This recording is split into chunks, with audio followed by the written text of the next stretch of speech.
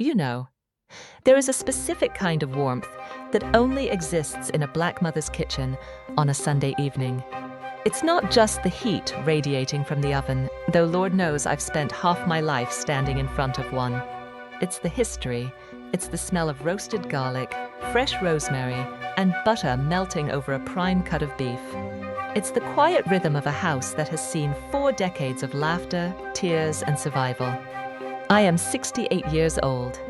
My name is Addison, and for as long as I can remember, my entire existence has been defined by what I could provide for the people sitting in the next room. I stood at my marble countertop, wiping my flour-dusted hands on my apron. The house was humming with life. Through the heavy, swinging oak doors that separated my kitchen from the formal living room, I could hear them, my children, Ethan, Jason, and Melissa. I paused, listening to the muffled bursts of their laughter. For a brief, foolish moment, my heart swelled. Since my husband, Marcus, passed away 5 years ago, this house had often felt overwhelmingly large and painfully hollow.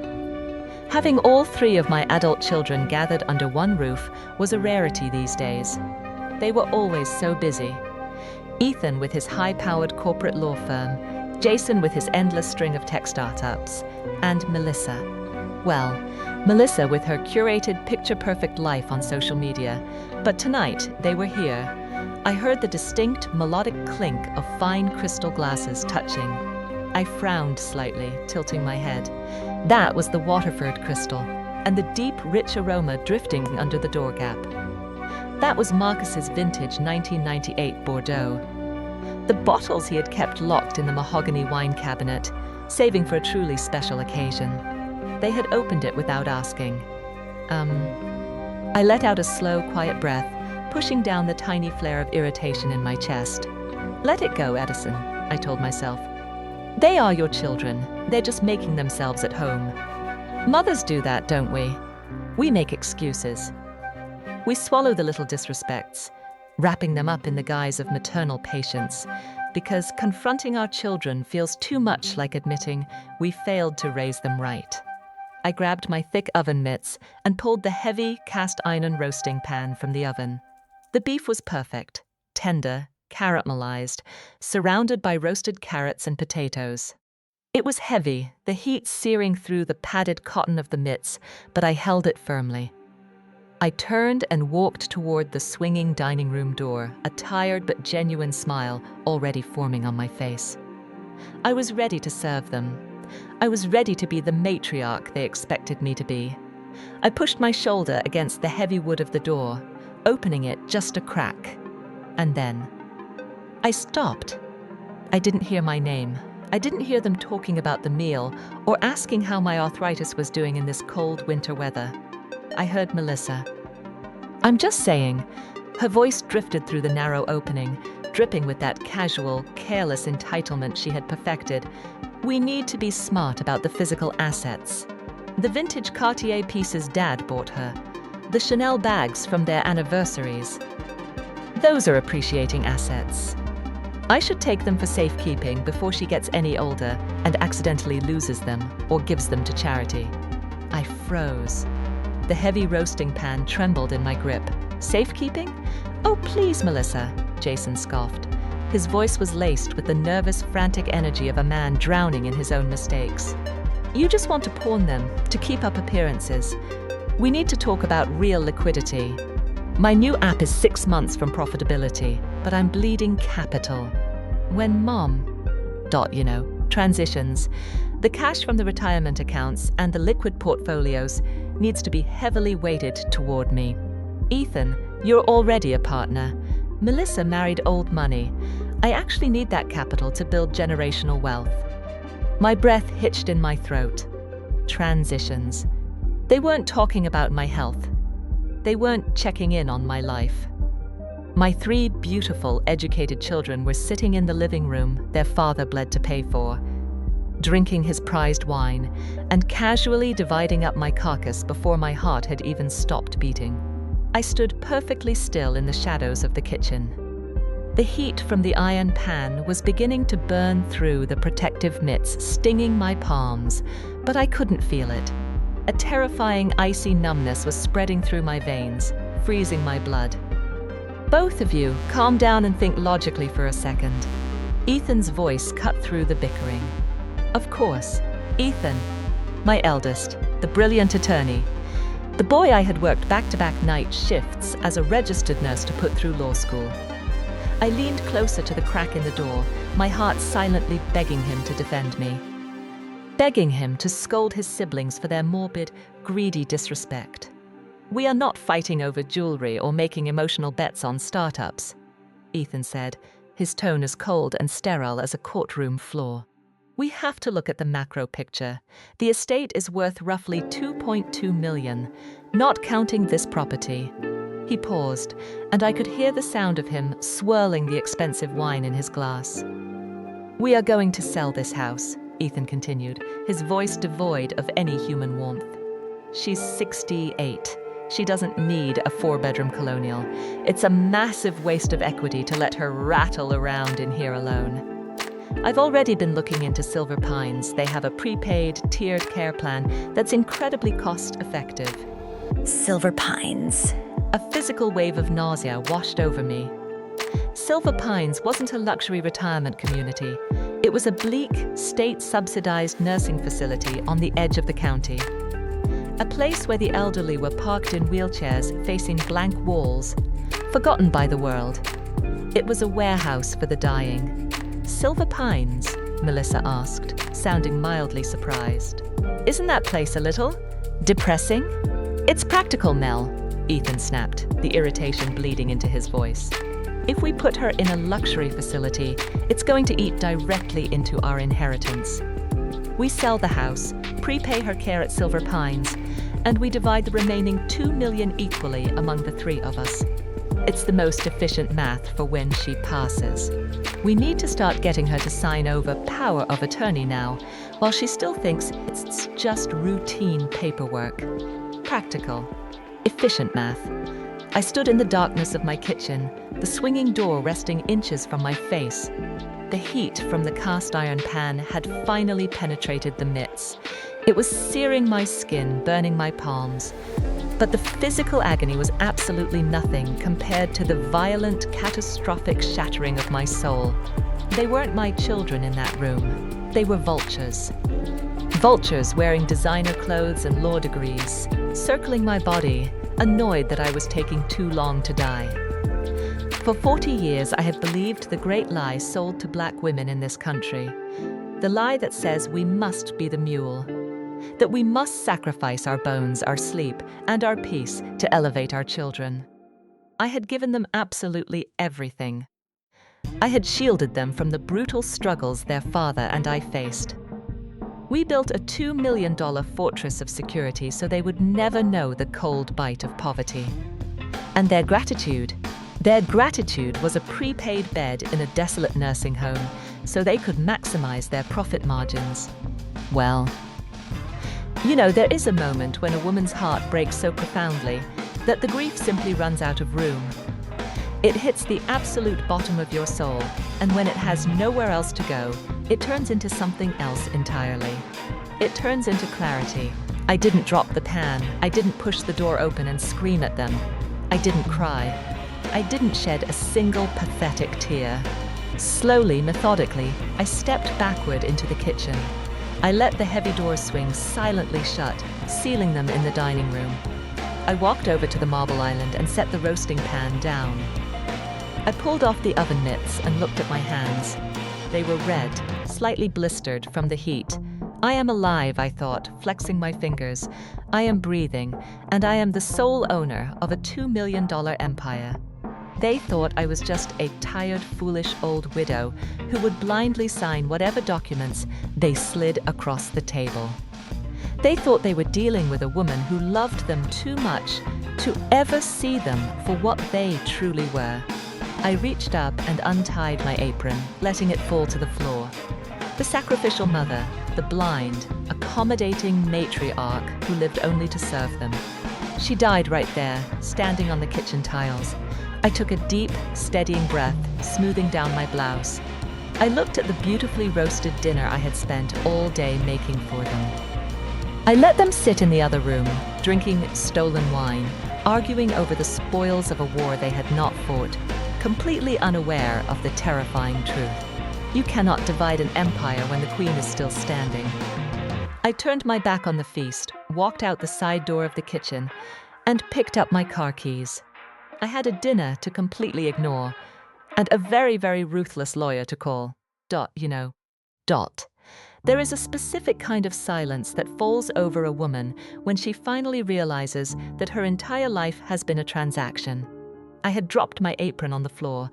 I had my car keys in my hand. My first instinct, my absolute, raw, human instinct, was to walk out that side door, get into my car, and drive until the gas tank hit empty. I wanted to leave them sitting there in the dining room, waiting for a meal that would never come, waiting for a mother who was never coming back. But as my fingers gripped the cold metal of those keys, I stopped. I looked down at my hands. They were trembling slightly now, the knuckles swollen from decades of arthritis. And suddenly, the cold, calculating mind of a woman who had survived 40 years in the trenches of life took over. If I walked out that door right now, what would happen? They would panic. Not because they loved me, but because my sudden disappearance would threaten their timeline. Ethan would immediately spin the narrative. He would tell his siblings, and eventually a judge, that my wandering off was proof of my mental decline. He would use my heartbreak as the very medical evidence he needed to fast-track my transfer to Silver Pines. No, you do not go to war by announcing your battle plans to the enemy. You win a war by letting the enemy believe they have already conquered you. I slowly put the keys back into my purse. I bent down, picking up the flour-dusted apron from the kitchen tile and tied it back around my waist. I took a deep breath, smoothing the lines of my face, burying the fiercely intelligent, devastated woman deep inside, and preparing to put on the greatest performance of my 68 years. But before I pushed that swinging door open, I stood there in my beautiful, immaculate kitchen, and I took a long, hard look at it. The custom marble countertops, the stainless steel appliances, the imported hardwood floors. My children sat in the next room tossing around the phrase $2 million like it was Monopoly money, like it was some magical lottery jackpot that had just fallen out of the sky into their laps. They spoke of my estate as if it were an unearned privilege, a simple math equation waiting to be divided. They had absolutely no idea what that $2 million actually cost. It cost me my cartilage. It cost me my sleep. It cost me the soft, carefree youth that I see so many young women enjoying today. For 40 years, I worked as a registered nurse. I worked the graveyard shifts in the ER, surrounded by the smell of industrial bleach, copper, and human desperation. I spent 12 to 14 hours a night on my feet, wearing thick compression socks to keep the blood from pooling in my aching legs. I washed the bodies of strangers. I held the hands of people taking their last breaths. I did it while my own bones screamed for rest. And while I was working the night shifts, my Marcus was working the days. He started his construction, contracting business with nothing but a rusty pickup truck and a toolbox. We didn't have generational wealth. We didn't have trust funds. We had each other, and we had an unrelenting, terrifying work ethic. I remember the years I wore scrubs from the thrift store so that Marcus could afford to buy his first backhoe. I remember clipping grocery coupons until my fingers cramped, feeding my children generic brand cereal so we could make payroll for Marcus's small crew. Every single dollar of that $2 million estate was baptized in our sweat, our tears, and our physical pain. And we did it all. We sacrificed our own bodies, so our children would never have to know what survival mode felt like. But looking back, as I stared at the steaming roast beef on the island, I realized the catastrophic flaw in my parenting. In my desperate attempt to break the generational curse of poverty, I had accidentally created a new one, the curse of absolute toxic entitlement. I had been the classic sacrificial black matriarch, the mule of the family. Whenever they stumbled, I threw my own body over the puddle so they could walk across without getting their designer shoes muddy. When Ethan graduated law school, he was terrified of starting his career with a mountain of student debt. So, what did I do? I drained a massive portion of Marcus's life insurance policy to wipe his slate clean. I handed him financial freedom on a silver platter so he could buy his first Audi and impress the senior partners at his firm. When Melissa married into her wealthy, old money family, she was so desperate to keep up appearances that she secretly racked up $60,000 in credit card debt on designer clothes and luxury vacations. She came to me, sobbing, terrified her husband would divorce her if he found out. I quietly liquidated one of my conservative investment portfolios to pay it off. I protected her image. And Jason, Lord Jason. He is currently on his third tech startup. When his first two ventures spectacularly failed, leaving him staring down the barrel of personal bankruptcy, I remortgaged this very house to bail him out. I saved him from ruin. Every single time they reached their hands out, I filled them.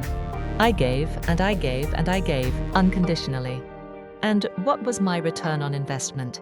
They were sitting 10 feet away, calculating the exact cost of a state-funded nursing home bed, annoyed that my heart was still beating.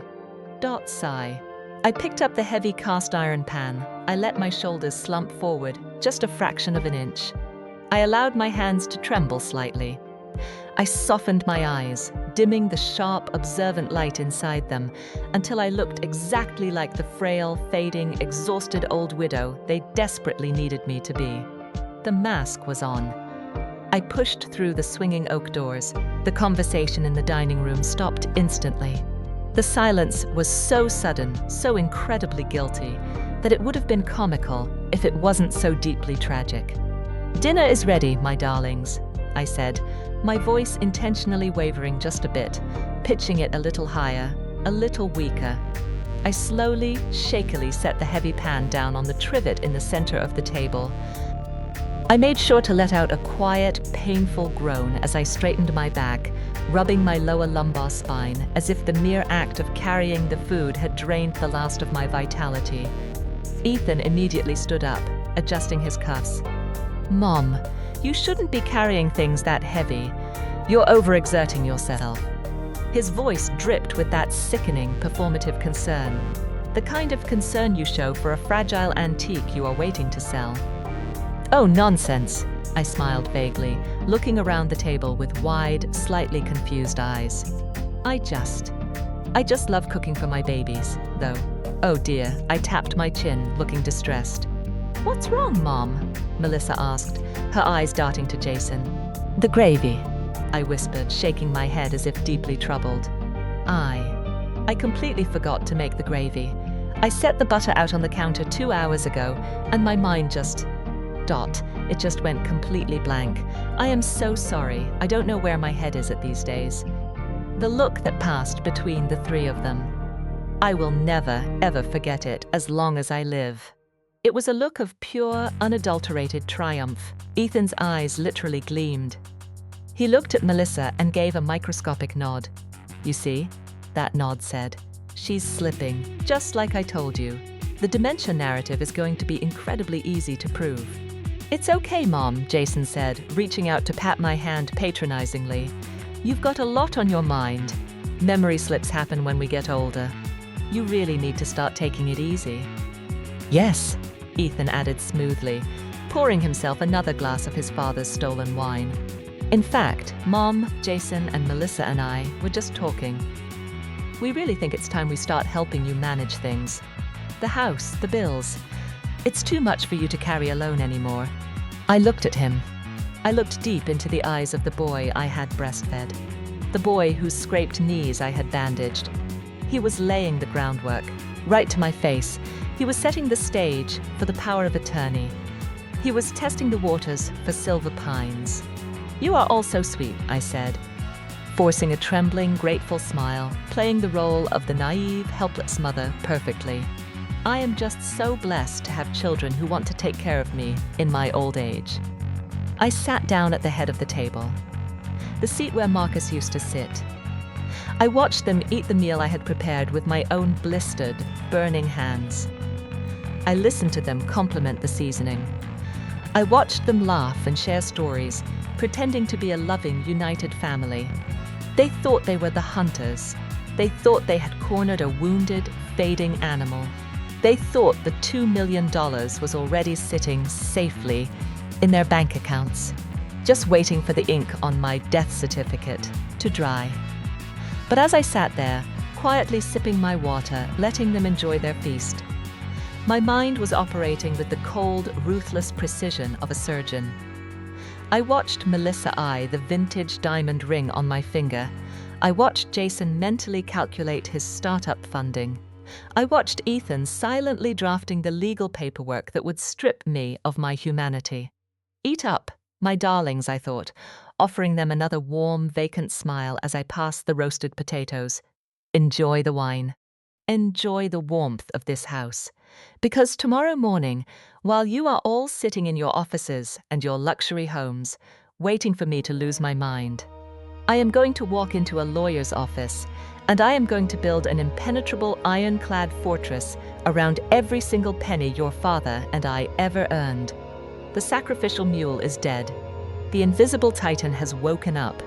And you three, you are about to learn the most devastating, catastrophic lesson of your entire entitled lives. The morning's sun broke through the heavy winter clouds, casting long, sharp shadows across my bedroom floor. I did not wake up feeling tired. For the first time in 5 years since my husband Marcus took his last breath, I woke up with absolute, razor-sharp clarity. I did not reach for the oversized, faded cardigans or the practical orthopedic shoes I had confined myself to lately. I bypassed the costume of the frail, forgetful widow. Deep in the back of my closet, wrapped carefully in a protective garment bag, hung a tailored charcoal gray St. John suit. I had bought it years ago for a real estate banquet with Marcus. I slipped it on. The wool was crisp, hugging my shoulders with the familiar weight of authority. I fastened a single strand of real pearls around my neck and applied a bold, dark plum lipstick. Looking in the floor-to-length mirror, the exhausted, sacrificial mule was completely gone. The woman staring back at me was the architect of a $2 million empire, and she was preparing for war. I bypassed my children's endless, patronizing text messages on my phone. I picked up my car keys, walked out to my sedan, and drove straight into the heart of the city. Benjamin's law firm occupied the top floor of a sleek downtown high-rise. Benjamin was not just a lawyer. He was a silver-haired, ruthless legal gladiator. More importantly, he had been Marcus's closest friend and confidant. He was a man who understood the sacred value of loyalty, a rare trait in a world obsessed with profit margins. When I stepped into his mahogany-paneled office, Benjamin stood up immediately. His eyes widened slightly at my appearance, recognizing the posture of the woman who used to stand shoulder to shoulder with her husband in boardroom negotiations. "Addison," he said, his deep voice thick with surprise and immediate concern. "It is good to see you looking so formidable. To what do I owe this pleasure?" I didn't offer pleasantries. I sat down in the heavy leather chair across from him, unclasped my handbag, and pulled out the thick crimson-red folder I had compiled the night before.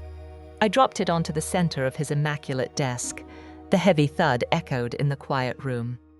"I need you to build a wall, Benjamin," I said, my voice steady, carrying a terrifying calm. "A wall so high and so legally reinforced that my children will break their necks trying to climb it." Benjamin's brow furrowed. He sat down slowly, pulling his reading glasses from his breast pocket. He opened the red folder. I sat in absolute silence as he read. I watched his eyes scan the metadata of Ethan's fraudulent power of attorney document. I watched him examine the glossy brochures for Silver Pines, the desolate state-run nursing home they had selected for me. I watched him read my meticulous inventory of the vintage jewelry and assets. Melissa had already begun pilfering from my home. With every page he turned, Benjamin's jaw tightened further. A dark, protective fury began to radiate from him. He had watched Ethan, Jason, and Melissa grow up. He had attended their graduations. Now he was reading the blueprints of their betrayal. "Marcus would turn in his grave," Benjamin whispered, his voice trembling with a quiet, lethal anger. He closed the folder and looked at me, his eyes filled with profound sorrow. "Addison, I am so deeply sorry. This is predatory." "I am done crying over it," I replied, lifting my chin.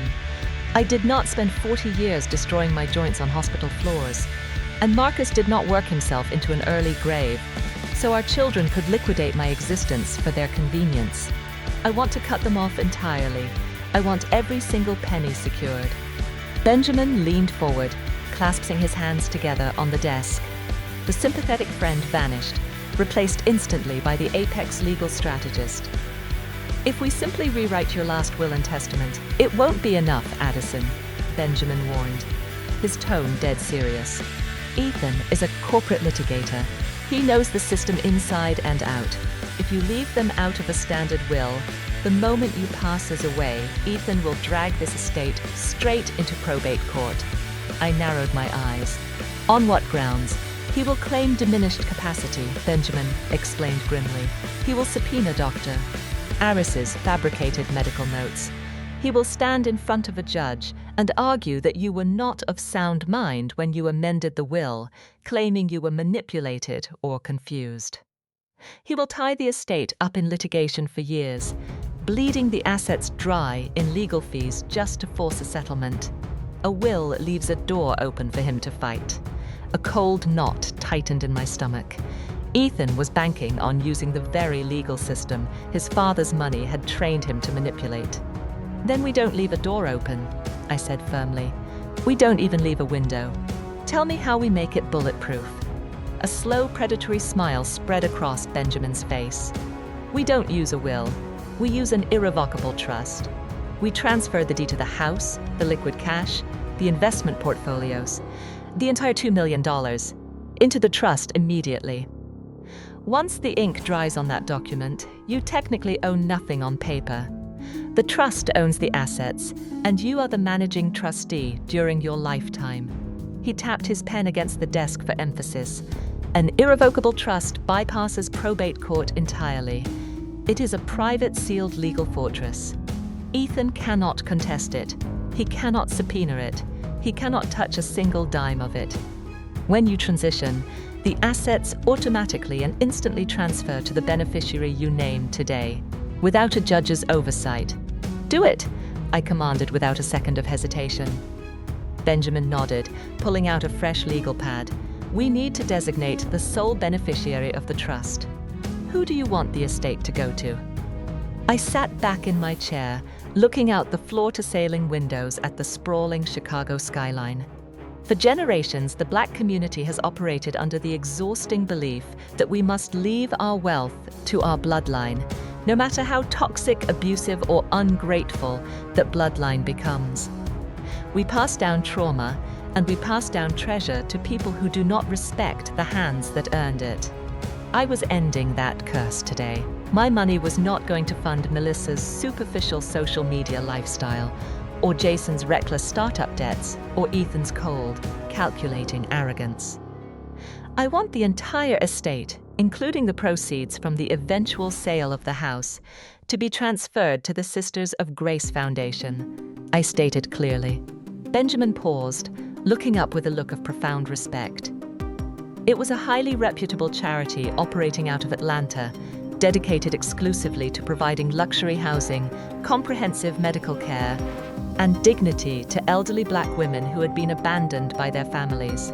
Women who had spent their lives being the mules of the earth, only to be cast aside when they were no longer deemed useful. I was taking the $2 million my children saw as their birthright, and I was giving it to women who actually deserved to experience the soft life in their final years. I was buying dignity for strangers because my own blood had tried to rob me of mine. "Consider it done," Benjamin said softly. We spent the next 4 hours drafting the documents. We required 3 independent, comprehensive psychiatric evaluations from top-tier, board-certified neurologists to preemptively prove my absolute mental competence. Every signature was notarized, witnessed, and sealed in ironclad legal language. When I finally signed the last page of the irrevocable trust, the heavy, suffocating weight I had been carrying for weeks completely evaporated. I stood up, shaking Benjamin's hand. "They have absolutely no idea what is coming, do they?" Benjamin asked, a glint of fierce satisfaction in his eyes. "No," I replied, grabbing my handbag and walking toward the door. "They think they are coming to my house this Friday for a family dinner to celebrate taking over my life. Let them believe the trap they set for me is working." I stepped into the elevator, watching the doors slide shut. My children had been impatient for their inheritance. It was time to serve them exactly what they had ordered. On a silver platter, the morning sun broke through the heavy winter clouds, casting long, sharp shadows across my bedroom floor. I did not wake up feeling tired. For the first time in 5 years, since my husband Marcus took his last breath, I woke up with absolute, razor-sharp clarity. I did not reach for the oversized, faded cardigans or the practical orthopedic shoes I had confined myself to lately. I bypassed the costume of the frail, forgetful widow. Deep in the back of my closet, wrapped carefully in a protective garment bag, hung a tailored charcoal gray St. John suit. I had bought it years ago for a real estate banquet with Marcus. I slipped it on. The wool was crisp, hugging my shoulders with the familiar weight of authority. I fastened a single strand of real pearls around my neck and applied a bold, dark plum lipstick. Looking in the floor-to-length mirror, the exhausted, sacrificial mule was completely gone. The woman staring back at me was the architect of a $2 million empire, and she was preparing for war. I bypassed my children's endless, patronizing text messages on my phone. I picked up my car keys, walked out to my sedan, and drove straight into the heart of the city. Benjamin's law firm occupied the top floor of a sleek downtown high-rise. Benjamin was not just a lawyer. He was a silver-haired, ruthless legal gladiator. More importantly, he had been Marcus's closest friend and confidant. He was a man who understood the sacred value of loyalty, a rare trait in a world obsessed with profit margins. When I stepped into his mahogany-paneled office, Benjamin stood up immediately. His eyes widened slightly at my appearance, recognizing the posture of the woman who used to stand shoulder to shoulder with her husband in boardroom negotiations. "Addison," he said, his deep voice thick with surprise and immediate concern. "It is good to see you looking so formidable. To what do I owe this pleasure?" I didn't offer pleasantries. I sat down in the heavy leather chair across from him, unclasped my handbag, and pulled out the thick crimson-red folder I had compiled the night before. I dropped it onto the center of his immaculate desk. The heavy thud echoed in the quiet room. "I need you to build a wall, Benjamin," I said, my voice steady, carrying a terrifying calm. "A wall so high and so legally reinforced that my children will break their necks trying to climb it." Benjamin's brow furrowed. He sat down slowly, pulling his reading glasses from his breast pocket. He opened the red folder. I sat in absolute silence as he read. I watched his eyes scan the metadata of Ethan's fraudulent power of attorney document. I watched him examine the glossy brochure's Silver Pines, the desolate state-run nursing home Jason had selected for me. I watched him read my meticulous inventory of the vintage jewelry and assets. Melissa had already begun pilfering from my home. With every page he turned, Benjamin's jaw tightened further. A dark, protective fury began to radiate from him. He had watched Ethan, Jason, and Melissa grow up. He had attended their graduations. Now he was reading the blueprints of their betrayal. "Marcus would turn in his grave," Benjamin whispered, his voice trembling with a quiet, lethal anger. He closed the folder and looked at me, his eyes filled with profound sorrow. "Addison, I am so deeply sorry. This is predatory." "I am done crying over it," I replied, lifting my chin. I did not spend 40 years destroying my joints on hospital floors, and Marcus did not work himself into an early grave, so our children could liquidate my existence for their convenience. I want to cut them off entirely. I want every single penny secured. Benjamin leaned forward, clasping his hands together on the desk. The sympathetic friend vanished, replaced instantly by the apex legal strategist. If we simply rewrite your last will and testament, it won't be enough, Addison, Benjamin warned, his tone dead serious. Ethan is a corporate litigator. He knows the system inside and out. If you leave them out of a standard will, the moment you pass us away, Ethan will drag this estate straight into probate court. I narrowed my eyes. On what grounds? He will claim diminished capacity, Benjamin explained grimly. He will subpoena Dr. Aris's fabricated medical notes. He will stand in front of a judge and argue that you were not of sound mind when you amended the will, claiming you were manipulated or confused. He will tie the estate up in litigation for years, bleeding the assets dry in legal fees just to force a settlement. A will leaves a door open for him to fight. A cold knot tightened in my stomach. Ethan was banking on using the very legal system his father's money had trained him to manipulate. He thought his law degree made him invincible. Then we don't leave a door open, I said firmly. We don't even leave a window. Tell me how we make it bulletproof. A slow, predatory smile spread across Benjamin's face. We don't use a will. We use an irrevocable trust. We transfer the deed to the house, the liquid cash, the investment portfolios, the entire $2 million into the trust immediately. Once the ink dries on that document, you technically own nothing on paper. The trust owns the assets, and you are merely the managing trustee during your lifetime. He tapped his gold pen against the desk for emphasis. An irrevocable trust bypasses probate court entirely. It is a private, sealed legal fortress. Ethan cannot contest it. He cannot subpoena it. He cannot touch a single dime of it. When you transition, the assets automatically and instantly transfer to the beneficiary you name today, without a judge's oversight. Do it, I commanded, without a second of hesitation. Benjamin nodded, pulling out a fresh legal pad. We need to designate the sole beneficiary of the trust. Who do you want the estate to go to? I sat back in my chair, looking out the floor-to-ceiling windows at the sprawling Chicago skyline. For generations, the Black community has operated under the exhausting belief that we must leave our wealth to our bloodline, no matter how toxic, abusive, or ungrateful that bloodline becomes. We pass down trauma, and we pass down treasure to people who do not respect the hands that earned it.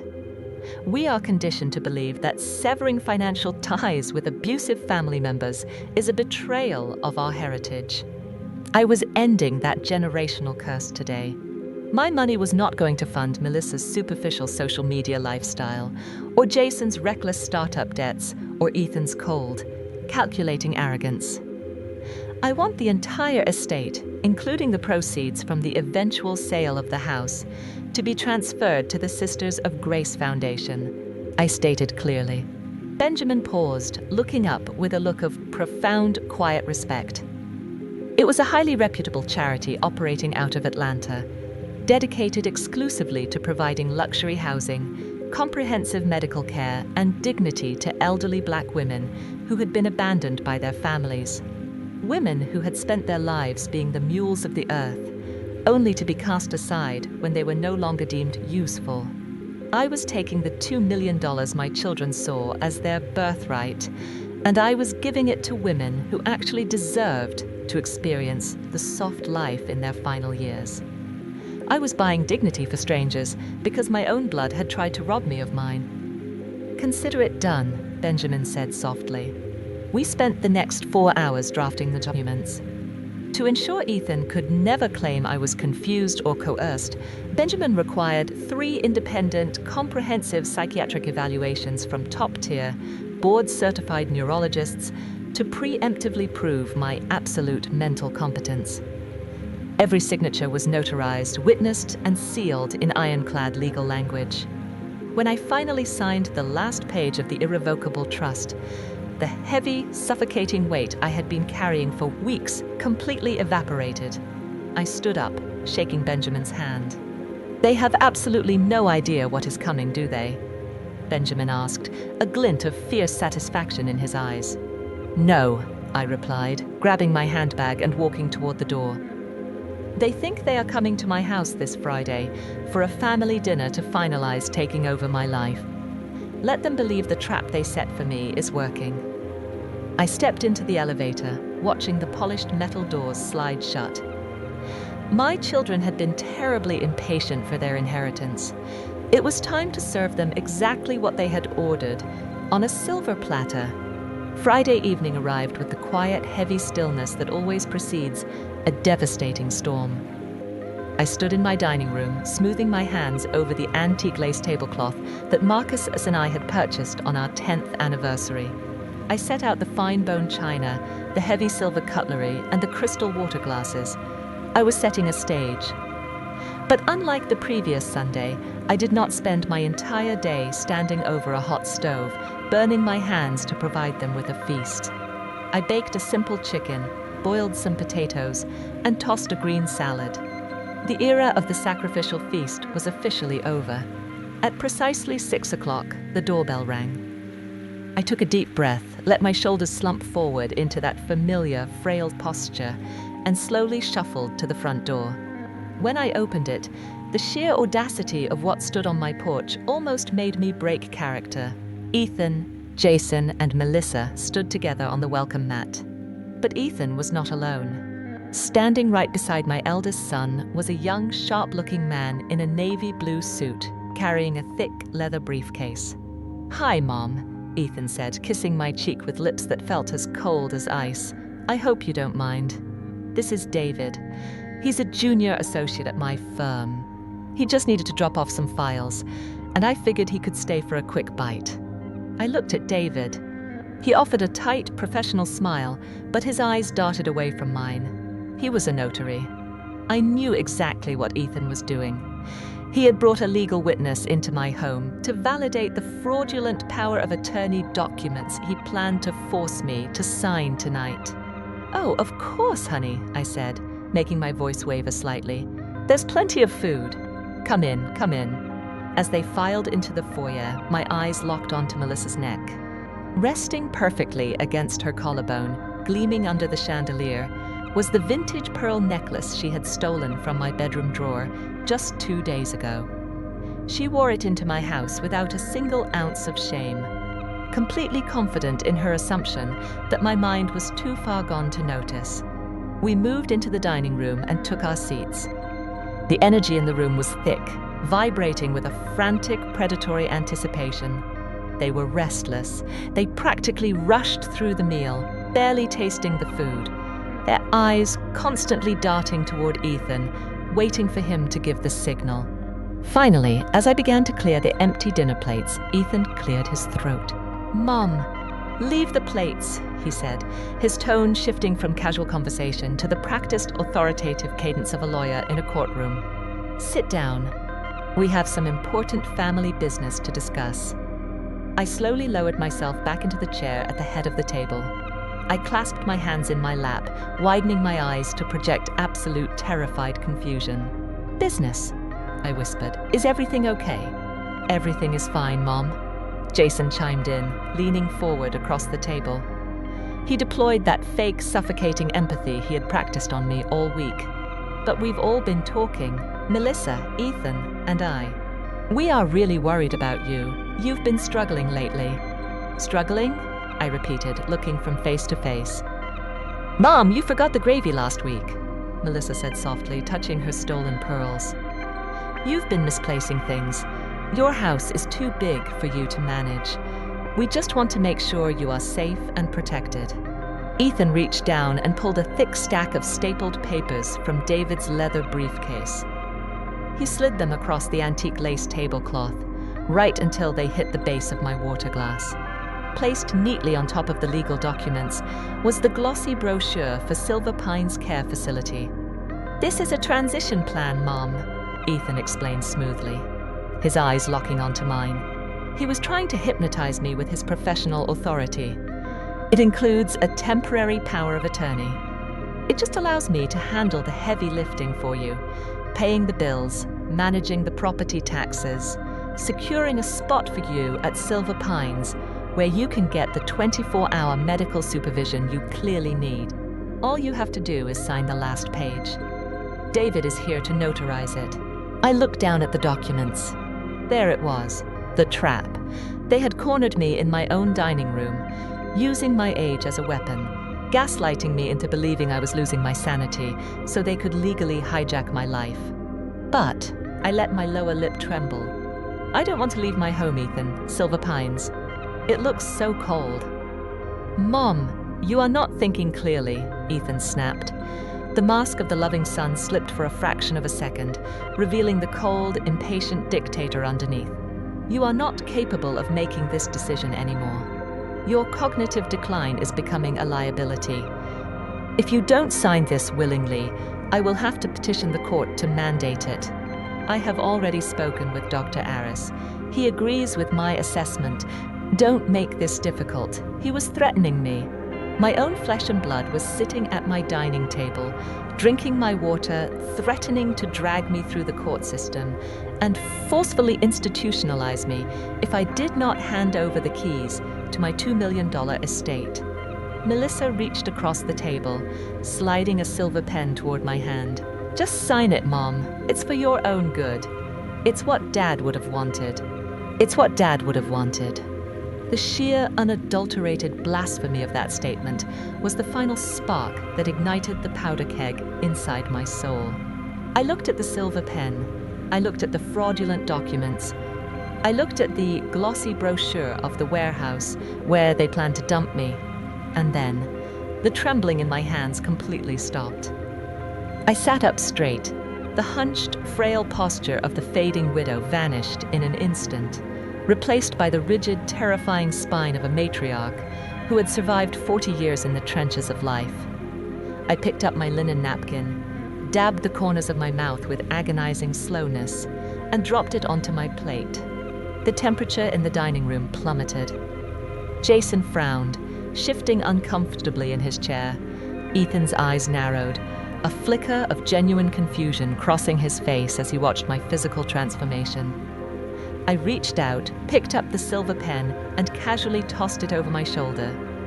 It hit the hardwood floor with a sharp clatter. Then I picked up Ethan's thick stack of power of attorney documents. I didn't tear them up. I simply dropped them onto the floor like a piece of worthless trash. "What are you doing?" Ethan demanded, his voice rising in sudden panic. I reached down to the floor beside my chair and lifted my heavy leather handbag onto my lap. I unclasped the brass lock. "I have spent the last 68 years of my life," I began, my voice no longer wavering, no longer pitched high and weak. It was deep, resonant, and echoed with absolute, chilling authority, sacrificing my flesh, my bone, and my spirit to build a foundation for the three of you. I believe that if I gave you everything, you would become honorable people. But I see now that I did not raise children. I raised parasites. "Mom, what is wrong with you?" Melissa gasped, her hand flying to her chest. "Take your hand off your chest, Melissa," I commanded, my eyes locking onto hers with the intensity of a sniper. Or should I say, take your hand off the pearl necklace you stole from my bedroom drawer on Tuesday afternoon at 2:45. Melissa froze. The blood drained completely from her face. Her mouth opened, but no sound came out. I pulled the thick crimson-red folder out of my handbag and slammed it down onto the center of the table. The receipt drop.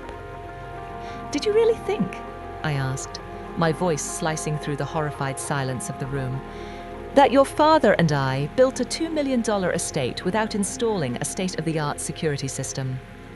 There are hidden cameras in the hallways and the master suite. I watched you rifle through my vanity like a common street thief, Melissa. I watched you pocket my jewelry." I opened the red folder and slid an 8x10 glossy photograph across the table.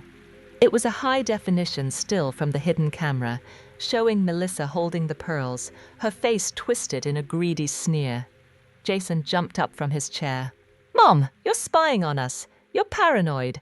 This is exactly why you need to be in a facility. Sit down, Jason, I barked, the sheer force of my voice hitting him like a physical blow. He slowly sank back into his chair, his eyes at wide with fear. I turned my terrifying gaze onto my middle child. You think you can patronize me with nursing home brochures while you secretly hemorrhage cash?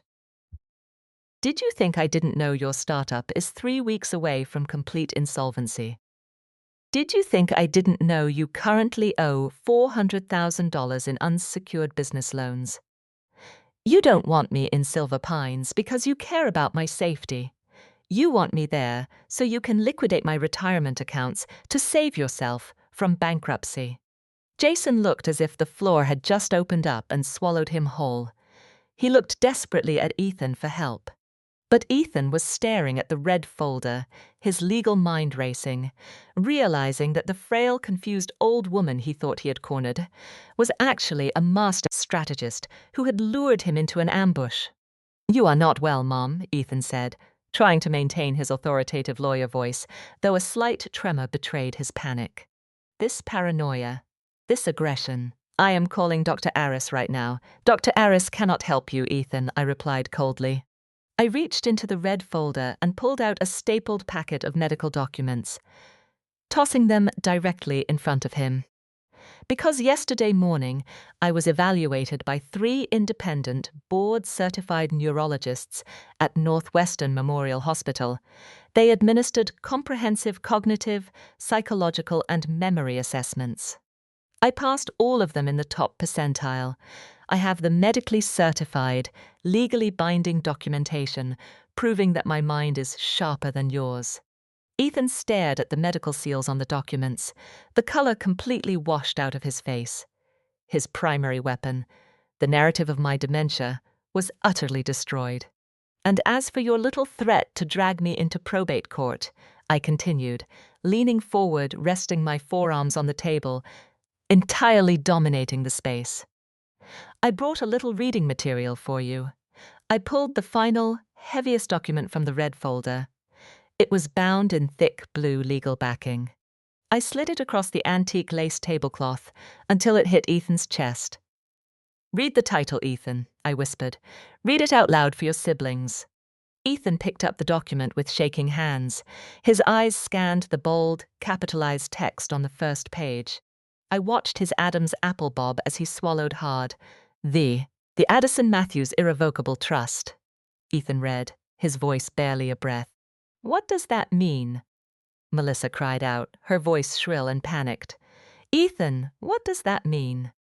It means, I answered for him, my voice completely devoid of mercy, that as of 9 o'clock yesterday morning, I do not own this house.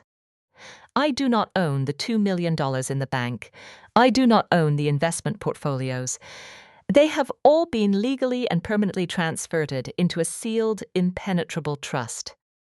You cannot petition for power of attorney over me, Ethan, because I have absolutely zero assets to my name for you to control. You put it all in a trust. Jason stammered, the reality of his impending bankruptcy crashing down on him.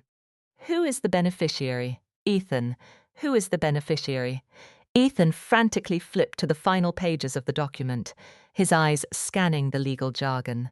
When he found the clause, he stopped breathing. He looked up at me, his eyes filled with a horror so profound it bordered on madness.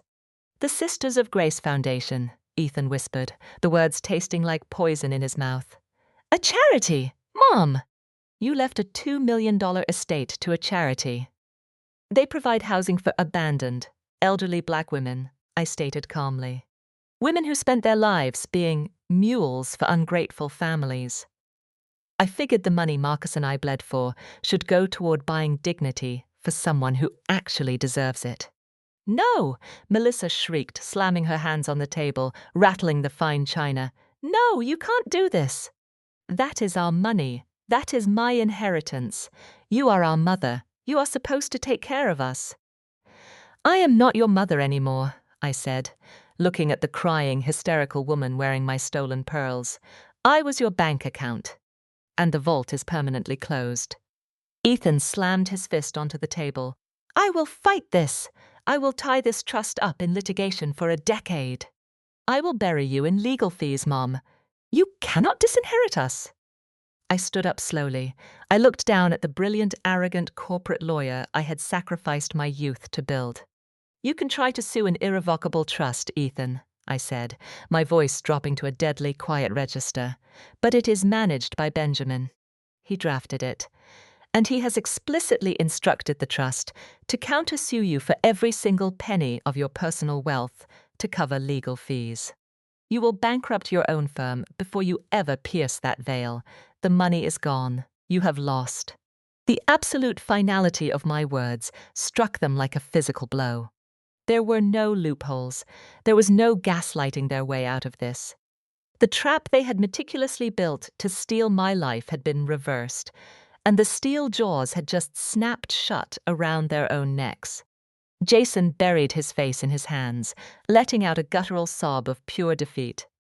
Melissa was hyperventilating, clutching her designer handbag as if it could somehow save her from her massive credit card debts. David, the junior associate Ethan had brought to notarize my destruction, had already quietly packed up his briefcase. He looked at Ethan with utter disgust, realizing he had been brought here to participate in the financial abuse of a perfectly sane, terrifyingly powerful woman. Without a word, David turned and quickly walked out the front door, leaving Ethan completely isolated. "Mom, please," Ethan choked out, the arrogant lawyer entirely stripped away, leaving only a desperate, greedy little boy. "Please. We're family. I was just trying to be practical. The math is simple, Ethan," I interrupted, pointing my finger toward the front door. "You calculated my worth based on my death. I calculated your worth based on your actions. Now, get out of the charity's house." They did not argue anymore. They could not. The absolute unyielding authority of a woman who has reclaimed her soul leaves no room for negotiation. I stood at the head of the table, perfectly still, as I watched my 3 children gather their coats. They did not look back at me. They walked out into the cold winter night, stripped of their inheritance, stripped of their power, and entirely burdened by the crushing weight of their own greed. The heavy front door clicked shut. The silence that returned to the house was not hollow, and it was no longer lonely. It was the sound of absolute freedom. When that heavy oak front door finally clicked shut, the silence that fell over the house was unlike anything I had ever experienced in my 68 years of life. It wasn't the hollow, aching silence of a widow missing her husband. Nor was it the anxious, expectant silence of a mother waiting for her children to call. It was the profound, breathless silence of a prisoner who has just watched the heavy iron gates of her cell swing open. I stood in the foyer for a long time, just listening to the quiet. I walked back into the dining room. The roasted chicken was cold. The antique lace tablecloth was rumpled. The fraudulent power of attorney documents were still scattered across the hardwood floor where I had thrown them. I didn't pick them up. I let them lie there like the trash they were. I poured myself a fresh glass of water, sat down at the head of the table, and for the first time in 4 decades, I did not spend my evening worrying about how to fix my children's mistakes. But a fortress is only as strong as its gates. The very next morning, before the sun had even fully risen over the Chicago skyline, I made my first phone call. Not to a therapist, and certainly not to my children. I called a locksmith. By noon, every single lock on the exterior doors had been replaced with high-security deadbolts. The alarm system codes were wiped and reset. Benjamin, my brilliant and ruthless attorney, drafted an official cease and desist letter and had it delivered by courier to Ethan, Jason, and Melissa's respective homes. The legal boundary was drawn in titanium. They were not to set foot on the property of the Sisters of Grace Foundation ever again. And then, I simply sat back and I watched the universe balance its ledgers, sigh. We are often taught that karma is a mystical, invisible force. But the truth is, when you build your entire life on a foundation of entitlement and stolen wealth, gravity is the only karma you need. Once I removed the financial scaffolding I had provided for them all these years, the collapse was not just inevitable. It was spectacularly fast. Jason was the first to fall. It took exactly 14 days for his house of cards to disintegrate. Without the massive injection of cash he was banking on from liquidating my retirement accounts, his tech startup officially hemorrhaged its last dollar. He couldn't make payroll. The servers were shut down. I remember standing in my kitchen, watering my African violets when my cell phone rang. It was an unknown number, but I knew exactly who it was. I let it go to voicemail. When I listened to the recording later that evening, the sheer panic in Jason's voice was palpable. "Mom, please, pick up. They're locking the doors to the office. The creditors are threatening to seize my personal assets. I'm going to lose my apartment. I just need a bridge loan, Mom. Just $50,000 to keep the lights on until I find an investor. Please, you can't just abandon me." I deleted the voicemail with a single tap of my finger. I did not abandon him. I simply allowed him to meet the man he truly was, a man who had never actually built anything on his own. Jason had to file for Chapter 7 bankruptcy by the end of the month. The luxury loft he was leasing was repossessed. He had to pack his designer clothes into cardboard boxes and move into a cheap, cramped studio apartment on the far south side of the city. He is currently working a mid-level data entry job, answering to supervisors he used to mock. The tech genius was finally forced to live in the real world. Melissa's reckoning arrived shortly after, and it was entirely her own doing. You see, Melissa's old money husband, Richard, tolerated her vanity because he believed she came from a respectable, financially secure background. But when you marry into high society, the gossip circles are vicious, and secrets never stay buried. Melissa had maxed out her secret credit cards to the tune of $60,000, banking entirely on her cut of my $2 million estate to pay them off before Richard's accountants noticed. When the estate vanished into the irrevocable trust, Melissa panicked. In a desperate attempt to cover her minimum payments, she tried to pawn the vintage diamond earrings and the pearl necklace she had stolen from my bedroom drawer. But Richard's family jeweler recognized the pieces. The ensuing explosion was legendary in their gated community. Richard ordered a full forensic audit of her personal accounts. He found the secret debt. He found the pawn shop receipts. And worse, the story of how she had conspired to lock her perfectly sane mother in a state-run nursing home began to whisper its way through the country club. High society will tolerate many sins, but they will never tolerate a messy, embarrassing thief. Richard filed for divorce, citing financial infidelity and irreconcilable differences. Because of the ironclad prenuptial agreement Melissa had eagerly signed years ago, assuming she would eventually be a millionaire through my death, she walked away with almost nothing. The daughter, who had looked at my home and my jewelry like a clearance sale, was forced to sell off her beloved Chanel bags and Cartier watches just to afford a divorce lawyer. She was excommunicated from the elite circles she had worshipped, stripped of the status that was the only thing she truly loved. But the most devastating, poetic justice was reserved for Ethan, my eldest, the architect of my intended destruction. Ethan had always believed that his law degree made him a god among men. He thought he could manipulate the legal system, bend ethics to his will, and use his power to crush a 68-year-old widow. But the corporate law world in Chicago is a very small, very tight-knit community.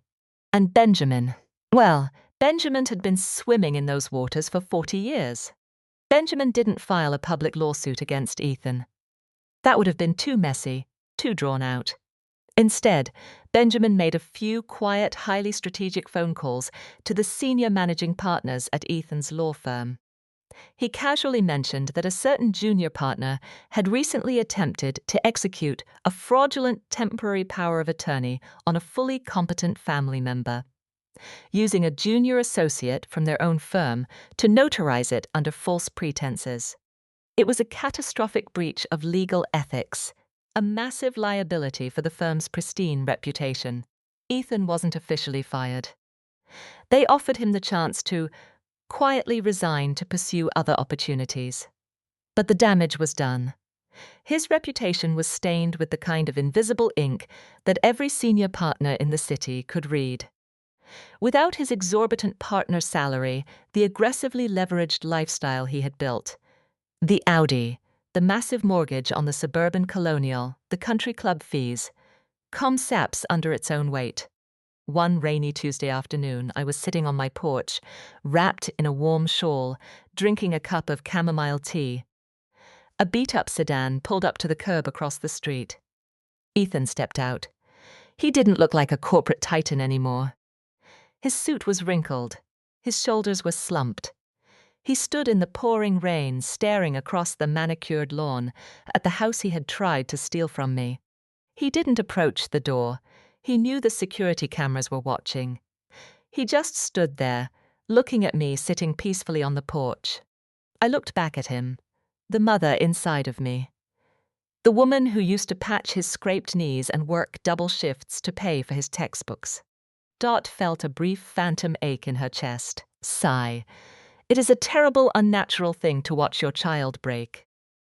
But as I looked at him, shivering in the rain, I realized that if I invited him onto the porch, if I offered him a cup of hot tea and a check to clear his debts, I would be handing him the knife to stab me all over again. I had spent my entire life being the shock absorber for their reckless choices. I had allowed them to treat my dignity as a renewable resource. I had taught them that no matter how deep they cut me, my love would simply bleed out and heal them. Not anymore. I raised my teacup, taking a slow, warm sip. I did not wave, I did not smile. I simply bore witness to his ruin with the calm, unshakable indifference of a woman who had finally chosen to save herself. After a few minutes, Ethan slowly turned around. He got back into his car, the taillights fading into the grey Chicago rain, disappearing from my life for good. The storm had passed, the wreckage was cleared, and the $2 million empire remained exactly where it belonged. Safe, secured, and entirely out of the hands of the predators who thought they could bury a queen while she was still breathing. People often talk about healing as if it's this grand cinematic event. They think it involves tearful apologies, dramatic reconciliations, or sudden, explosive epiphanies. But I've learned that true healing is incredibly quiet. It's the subtle, almost unnoticeable absence of a heavy weight you carried for so long you forgot it was even there. 6 months after that dinner, I woke up one morning and walked through the massive empty halls of the 4-bedroom colonial house Marcus and I had built. I looked at the sweeping staircase, the formal dining room, and the heavy oak doors. Ethan was right about one thing, though for entirely the wrong reasons. The house was too big for me, but I wasn't going to let him dictate my exit from it. So, I called a real estate agent. I sold the house on my own terms. I packed up Marcus's favorite books, the photographs that actually mattered, and my beloved antique lace tablecloth.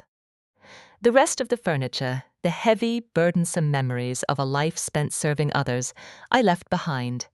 The millions from the sale bypassed my personal accounts entirely, flowing directly, smoothly, and securely into the irrevocable trust.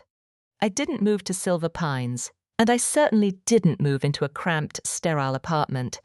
I bought a beautiful, sun-drenched, single-story luxury condo right on the edge of Lake Michigan. It has floor-to-ceiling windows, warm bamboo floors that are gentle on my arthritic knees, and a sprawling terrace where I grow my African violets. I don't cook massive, heavy roasts anymore. Some evenings I simply have a bowl of fresh fruit and a glass of perfectly chilled wine for dinner. I sleep until my body naturally decides to wake up. I take long, slow walks by the water without checking my phone to see if my children need me to put out their financial fires. I am finally living the soft life. For so long, society told me that the soft life was a privilege reserved exclusively for the young. They tell Black women that our youth is for surviving, our adulthood is for providing, and our old age is for enduring. We are conditioned to be the mules of the world, carrying the trauma, the debt, and the emotional wreckage of our families until our spines literally snap. Sigh. We are so terrified of being called selfish that we allow our own children to cannibalize our dignity. We pass down our hard-earned wealth to bloodlines that despise us, simply because tradition demands it. We call it breaking generational curses.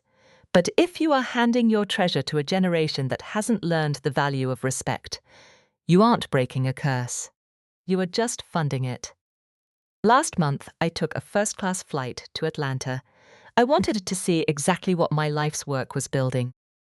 Benjamin arranged a private tour of the Sisters of Grace Foundation headquarters. When I pulled up to the property, my breath caught in my throat. It wasn't a bleak state-run warehouse with peeling paint and medicated seniors staring at blank walls. It was a sprawling, immaculate Spanish-style estate surrounded by lush botanical gardens. As I walked through the sunlit courtyards, I saw them. I saw dozens of elderly Black women. Women with silver hair and skin the color of deep mahogany, pecan, and warm caramel. Women who looked exactly like me. They weren't hunched over in pain. They were sitting at patio tables under large linen umbrellas, drinking iced tea, laughing loudly over games of spades and dominoes. I saw a group of women in a pristine yoga studio, gently stretching their limbs. I saw an on-site, state-of-the-art clinic with compassionate nurses who treated these women not as burdens, but as royalty. The director of the foundation, a brilliant, warm woman named Dr. Hayes, walked beside me. She didn't know I was the anonymous benefactor behind the massive, irrevocable trust. She just thought I was a prospective donor. Many of the women here, Dr. Hayes told me quietly, looking out over the garden, gave absolutely everything they had to their families. They paid for college tuitions, they bailed out their sons, they raised their grandchildren, and when their money ran out, or their bodies finally broke down, their families abandoned them. We built this place to give them their dignity back, to let them know that their final years are meant for rest, not for suffering. I stood there, watching a woman who looked to be in her late 70s throw her head back in a rich, belly-deep laugh, entirely unburdened by the world. Tears, warm, stinging, absolutely beautiful tears, welled up in my eyes. My chest swelled with a pride so immense it felt as though my heart might burst. The $2 million that Ethan, Jason, and Melissa had viciously fought over, the money they had planned to use for sports cars, designer handbags, and failing tech startups. Was going to secure the funding for an entire new wing of this sanctuary. My pain was going to buy their peace. That is what true generational healing looks like. It is looking at the toxic, broken branches of your own family tree and having the sheer, terrifying courage to take an axe to them so that you can plant the seeds of your harvest somewhere the soil is actually grateful. I flew back to Chicago that evening. As I sit here now on my terrace, the cool breeze coming off Lake Michigan gently rustling the leaves of my violets, I feel a profound, unshakable stillness. My phone doesn't ring with demands anymore. My bank accounts are no longer the emergency fund for entitled adults. I am 68 years old, and for the very first time in my life, I belong entirely to myself. If there is any mother listening to this, any woman standing in a hot kitchen, burning her hands to feed people who only see her as a transaction, I want you to hear me clearly. You do not owe them your sanity. You do not owe them your twilight years. And you certainly do not owe them your empire. Put down the heavy pan, untie the apron, walk out of the kitchen, and lock the door behind you. The soft life is waiting, and my darling, you have already paid for it in full.